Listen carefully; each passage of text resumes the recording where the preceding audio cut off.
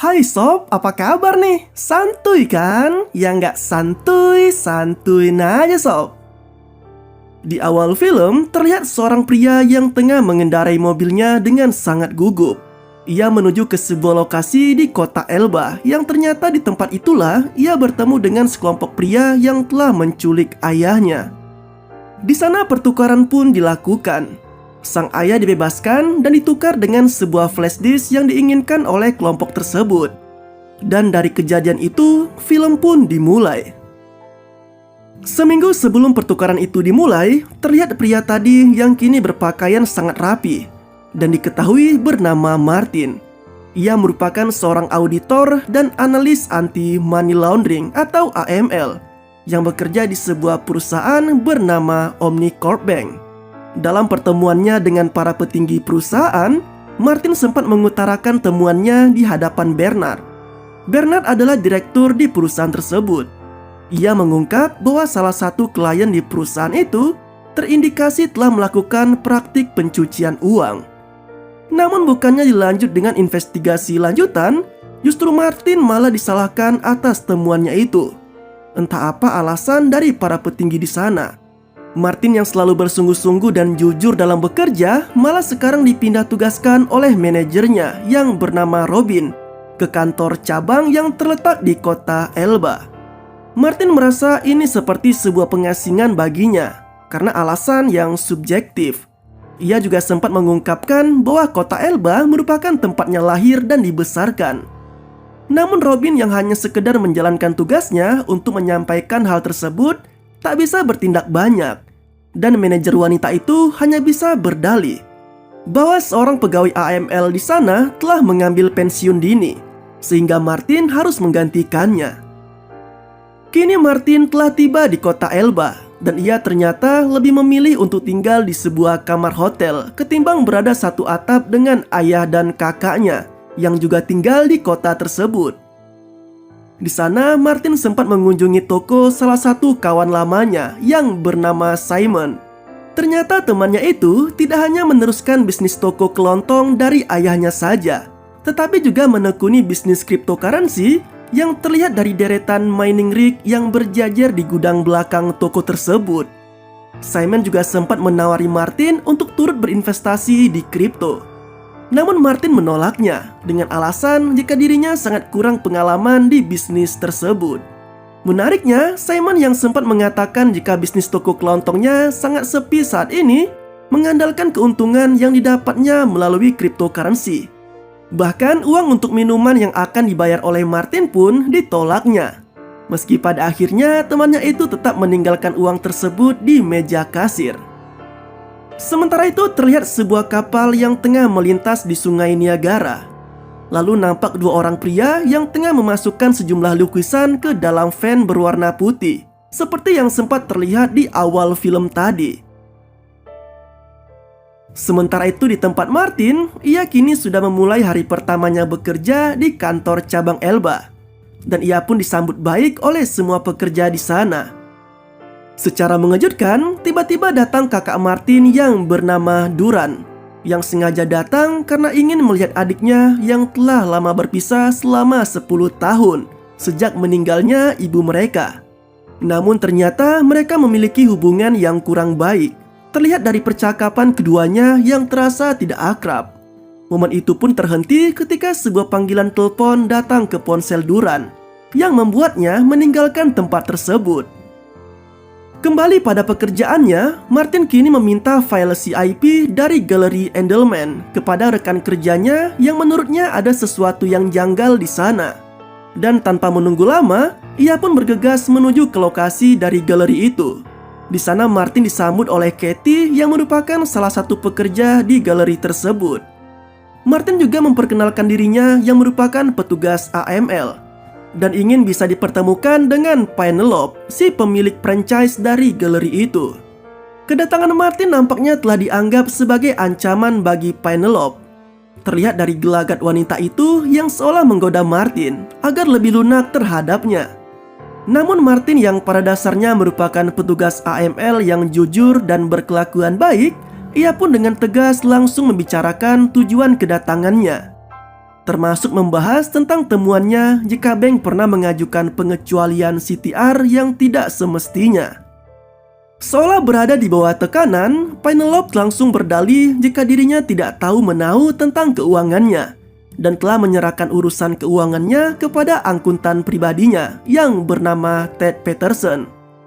Penelope dan Ted nampaknya tidak hanya sekedar menjadi partner kerja saja, tetapi juga memiliki hubungan yang spesial. Di sini Penelope sempat mengutarakan kekhawatirannya kepada Ted tentang Martin, yang diakuinya bisa mengancam dirinya karena masalah keuangannya. Sementara itu di tempat Martin, ia yang awalnya hanya iseng ingin melihat laporan keuangan Simon, justru terkejut oleh jumlah saldo di tabungan temannya itu yang jumlahnya sangat fantastis. Kemudian ia pun melanjutkan dengan mencari tahu tentang adanya potensi cryptocurrency di Omnibank. Namun sayangnya, ia terhalang oleh password yang tak diketahuinya. Tak berhenti di situ saja, kepada rekan kerjanya pun Martin menanyakan alamat Janice yang merupakan petugas AML sebelumnya. Tujuannya tentu saja untuk mengorek lebih dalam tentang kasus yang pernah ditangani wanita itu, yang saat ini juga sedang dikerjakannya. Meski tidak memiliki hubungan yang baik dengan ayah dan kakaknya, Martin juga nampak masih peduli terhadap keluarganya itu. Dan kini ia membuka laporan keuangan sang ayah, hingga menemukan adanya tunggakan hutang yang sangat besar dengan lahan pertaniannya yang terancam disita. Mengetahui hal tersebut, Martin bergegas menuju ke rumah ayahnya. Dan di sana mulai terungkap bahwa Duran merupakan mantan anggota militer, serta bisnis pertanian yang dikerjakan ayahnya sedang kurang baik karena adanya gagal panen. Martin sebenarnya sempat menawari bantuan dengan uang yang dimilikinya, namun sang ayah menolaknya mentah-mentah. Hingga kemudian Martin meninggalkan tempat tersebut. Namun anehnya, dalam perjalanan pulang, terlihat mobil van putih yang nampak sedang menguntitnya. Malam harinya, Martin dan Simon kembali bertemu di bar untuk membahas tentang cryptocurrency. Simon yang juga seorang hacker sempat menawari Martin untuk bisa membobol akses masuk ke Omnibank demi mencari tahu keterkaitan bank itu dengan aktivitas kripto. Esok harinya, Martin mengunjungi tempat tinggal Janice untuk menggali informasi apapun yang diketahui oleh mantan petugas AML itu. Dan di sana, Janice mengungkap tentang car Casey yang sempat didengarnya dari Ted tanpa ia ketahui arti dari kata tersebut. Obrolan itu pun tak berlangsung lama, dan Martin meninggalkan tempat itu untuk kembali bekerja. Tak lama dari itu, datang seorang pria yang mengaku sebagai dokter pengganti dan ditugaskan untuk mengunjungi Janice. Pria itu lalu memberikan infus dan menyuntikkan cairan aneh yang merenggut nyawa mantan petugas AML itu. Di kantornya, Martin mulai mencoba mengakses akun Omnibank menggunakan password yang telah diretas oleh Simon. Namun sayangnya, dalam percobaan kali ini ia gagal. Tak lama setelahnya, sebuah pesan singkat masuk ke HP Martin. Itu merupakan pesan dari Katie yang ingin mengajaknya makan siang bersama. Di tempat makan, Martin yang mulai membicarakan soal galeri Endelman dengan Katie tiba-tiba kedatangan Simon yang ingin mengajaknya ke gudang tokonya untuk memberitahu hal yang sangat penting itu. Namun tanpa mereka sadari, ternyata ada sosok pria yang sempat membunuh Janice sebelumnya. Dan tampaknya ia selalu menguntit mereka dari tadi. Malam harinya, Simon mulai menunjukkan skill hackingnya dengan masuk ke akun Omnibank secara paksa. Dan terlihatlah aktivitas investasi yang dilakukan Omnibank terhadap cryptocurrency yang jumlahnya mencapai lebih dari 10 juta dolar. Dan selama ini mereka menggunakan Merkle Trading sebagai perantaranya. Simon yang pada dasarnya bukan hanya sekedar jago meretas, tetapi juga mengerti tentang strategi trading, menilai jika selama ini Omnibank telah melakukan praktik OTC atau membeli Bitcoin over the counter dengan tujuan untuk menghindari penurunan harga di pasar. Sementara untuk menjaga rahasia keamanannya, mereka menggunakan jaringan Tor. Tor atau singkatan dari The Onion Router adalah server yang membuat pengguna menjadi anonim dalam internet. Tak berhenti sampai di situ, Simon terus menggali semua informasi yang didapatnya, termasuk dengan alamat IP yang diketahui berasal dari Kanada. Dari sinilah akhirnya terungkap kata Carcassi yang diduga menjadi lokasi tempat berlangsungnya aktivitas trading maupun mining kripto dari Omnibank tersebut. Namun ketika kecurigaan sudah semakin besar dan pencarian akan terus dilakukan, tiba-tiba seorang pria datang ke toko Simon. Dan ternyata itu adalah pria yang sempat membunuh Janice sebelumnya. Bukan untuk membeli sesuatu, melainkan pria misterius itu malah meminta secarik kertas dan menuliskan kata Kriska, lalu meninggalkan tulisan tersebut. Simon yang mengetahuinya pun bingung, namun ia tak terlalu ingin memikirkannya. Di hari berikutnya, Martin memenuhi undangan dari Ted untuk mengunjungi kantornya.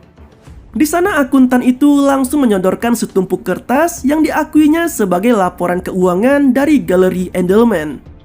Namun ternyata bukan berkas itu lagi yang menjadi tujuan dari Martin. Petugas AML itu malah menanyakan soal Carcassi, yang sontak membuat Ted merasa gugup. Dan Ted balik menyerang melalui argumennya dengan menyebut jika kliennya tertarik untuk membeli lahan pertanian ayah si Martin hingga mencapai angka yang sangat besar, yaitu 7 digit. Mengetahui hal tersebut, Martin pun mengunjungi ayahnya dan menyarankan untuk mengambil penawaran itu, yang diyakininya merupakan kesempatan terbaik untuk menjual lahan pertanian tersebut sebelum disita oleh pihak bank. Namun sang ayah malah menolaknya dan bersikeras untuk tidak menjual lahan pertanian apapun alasannya. Perseteruan di antara mereka seolah tak berujung, hingga kemudian Martin pun meninggalkan tempat tersebut dengan rasa kesal. Keesokan harinya, Martin yang baru sampai di kantornya langsung dikejutkan dengan kabar kematian Janice, yang disebut telah bunuh diri tanpa alasan yang jelas. Tak hanya itu saja, ia juga kembali dikejutkan oleh kedatangan Simon, yang ternyata telah ada di ruang kerjanya. Dan temannya itu langsung memberitahu temuannya tentang Carcassi, yang diketahui merupakan sumber transaksi Bitcoin yang selama ini dilakukan oleh Omnibank. Selain itu, Simon juga menunjukkan soal Kriska, yang ternyata merupakan gangster Rusia yang paling berbahaya. Dan ia sama sekali tidak ingin terlibat dalam semua masalah tersebut. Bahkan Simon juga sempat memperingati Martin bahwa kehidupannya kini sedang dalam bahaya, karena yang dihadapinya bukan lagi penjahat berdasi, melainkan telah melibatkan gangster sadis. Obrolan mereka pun tak berlangsung lama, karena Martin telah diminta datang ke Galeri Endelman oleh seseorang yang diyakininya adalah Katie. Setibanya di galeri itu, bukan Katie yang ditemui Martin, melainkan Penelope, yang ternyata telah mengundangnya melalui telepon tadi. Dan di sana wanita itu sempat memberikan berkas yang kemungkinan akan dibutuhkan oleh Martin dalam kasusnya kali ini. Ia juga sempat menunjukkan gelagat yang aneh seolah ia sedang diancam oleh pihak tertentu. Di ruang kerjanya, Martin mulai mencari tahu tentang sebuah kode yang ditemukannya pada berkas yang tadi sempat diberikan Penelope. Dan melalui database OVAC, akhirnya ia menemukan fakta baru mengenai geng Rusia yang kerap kali melakukan praktik pencucian uang melalui Omnibank dengan cara menyelundupkan lukisan. Mengetahui semua fakta tersebut, Martin kini sangat gugup dan khawatir akan keselamatannya sendiri. Hingga kemudian ia pun mencoba menelpon Katie dan menghubungi Robin untuk menjelaskan kondisi yang sebenarnya terjadi.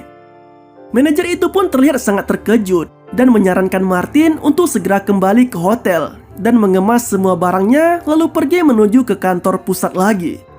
Namun Martin yang ingin memperbaiki hubungannya dengan keluarganya malah berinisiatif mengunjungi lahan pertanian mereka dan mulai berbaur dengan turut membantu mengolah lahan tersebut. Sementara itu, Simon diperlihatkan sedang mengemas beberapa paket yang masih belum diketahui tujuan dan isinya. Di waktu yang sama, Penelope juga terlihat sedang disekap dan nampaknya wanita itu tengah dibuat overdosis oleh kelompok mafia Rusia itu. Sedangkan Martin dan Duran yang sudah selesai mengurus lahan pertaniannya kini terlihat tengah berada di sebuah tempat makan, ya seperti sebuah kafe, dan nampak sudah kembali akur seperti keluarga yang harmonis. Namun tanpa disadari, ternyata ada pria misterius lainnya yang sedang mengamati mereka di sana. Tak lama setelah itu, tawa kedua kakak beradik itu pun terhenti ketika sebuah berita di TV menayangkan peristiwa kebakaran yang menimpa sebuah toko kelontong. Dan diketahui itu merupakan toko milik Simon. Dan Simon menjadi korban dalam kebakaran tersebut. Menyadari ada yang tak beres dengan semua yang baru saja terjadi, Duran pun bergegas pulang menuju rumahnya karena ia khawatir terhadap keselamatan sang ayah. Dan benar saja, ternyata ayahnya sudah tidak ada di rumah, yang diketahui telah diculik oleh mafia Rusia. Sedangkan Martin yang lebih memilih untuk menuju ke kamar hotelnya malah dibuat terkejut karena pintu kamarnya telah dirusak paksa. Ia juga mendapat kiriman beberapa paket yang diketahui telah dikirim oleh Simon tepat sebelum ia meninggal dalam peristiwa kebakaran di tokonya. Salah satu paket juga berisi vodka yang ternyata di bagian tutupnya terdapat sebuah flash disk yang berisi video Simon dan semua data penting temuannya yang akan mengungkap kebenaran dari kasus Omnibank kali ini, termasuk catatan email Robin yang ternyata selama ini bekerja sama dengan Ted. Perasaan Martin pun dibuat semakin kacau ketika ia menyadari bahwa Robin sempat mengirim seseorang untuk menghabisinya tadi malam dengan ditemukannya sebuah peluru yang telah merusak pintu kamar hotel tersebut. Ditambah lagi telepon dari Duran yang tak kalah mengejutkannya karena sang kakak mengatakan bahwa ayah mereka tidak ada di rumah dan kemungkinan telah diculik. Film pun kembali memperlihatkan adegan seperti di awal ketika Martin sedang berhadapan dengan kelompok mafia Rusia yang menculik ayahnya, termasuk Ted yang juga berada dalam kelompok tersebut. Untuk memastikan keselamatannya dan sang ayah, Martin juga sempat mengancam bahwa Duran akan melaporkan kasus kali ini ke FBI dan DEA. Namun Ted malah balik menggertaknya dengan menyuruh Martin untuk menghubungi Duran. Sontak ketika telepon itu mulai terhubung dan HP Duran berbunyi, kakak yang merupakan mantan anggota militer itu pun muncul dari balik kabin truk mereka, yang langsung menodongkan senjatanya ke arah Ted dan pria lainnya. Tak lama berselang, giliran sekelompok anggota FBI yang datang, termasuk Katie, yang ternyata juga merupakan anggota FBI, yang selama ini ditugaskan untuk menyamar sebagai petugas di galeri Endelman. Ted yang tak bisa berkutik pun dengan mudah ditangkap. Sementara dua pria lainnya yang sempat kabur akhirnya berhasil ditembak mati. Meski salah satu di antaranya justru ditembak oleh Duran yang nampak sudah rindu untuk menggunakan senjatanya. Singkat cerita, kini Martin pun membongkar semua temuannya di hadapan para petinggi Omnibank, termasuk mengungkap keterlibatan Robin pada sejumlah kejahatan yang dilakukannya bersama kelompok mafia asal Rusia. Di akhir film terlihat Martin yang kini mulai mengelola bisnis mining Bitcoin peninggalan dari Simon. Dan hubungannya dengan Duran pun sudah membaik seperti layaknya kakak dan adik. Sementara ayah mereka kini menikmati masa pensiunnya dengan begitu santuy. Dan film pun berakhir dengan begitu santuy. Nah, itulah alur cerita dari film berjudul Crypto yang rilis tahun 2019. Bagaimana mafia kelas kakap bekerja sama dengan bank untuk memanfaatkan Bitcoin dalam mencuci uang dan menuai kekayaan dari cryptocurrency tersebut. Seorang analis keuangan dibantu oleh teman lamanya yang juga seorang hacker akhirnya mampu menghentikan rencana jahat dari mafia tersebut. Terima kasih telah menonton video ini. Sampai jumpa pada video mantap selanjutnya. Yoi banget gak tuh?